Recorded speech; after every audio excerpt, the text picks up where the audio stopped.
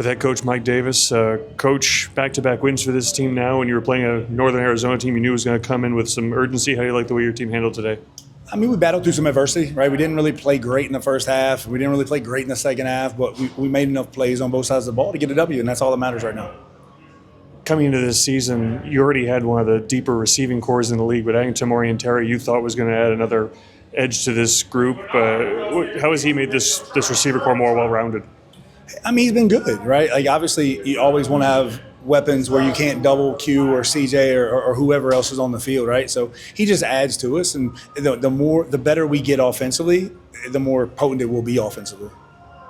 This is a team, particularly tonight, right? Defensively, just talk about your team on that side of the ball, particularly in the first half. Holding with 16 points in the first half, and then of course some huge plays in the second half that were big time for you guys.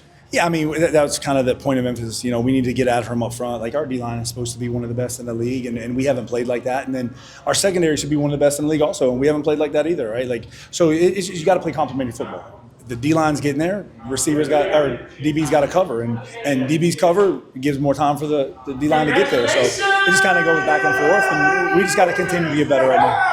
Speaking of defensive backs, right, short memories are a good thing, right? When it comes to two backs, and that was key tonight for your guys on the back line, in the defensive backfield. Yeah, I tell them, you're going to give up plays every now and then, right? It's how you bounce back. You got to clear your mind, you got to flush it, and you got to bounce back, and we did that. How did you keep your team composed in the first half? There was a block field goal, block punt, two safeties. How did you keep the team composed going in the second half? You just got to keep getting better. You can't.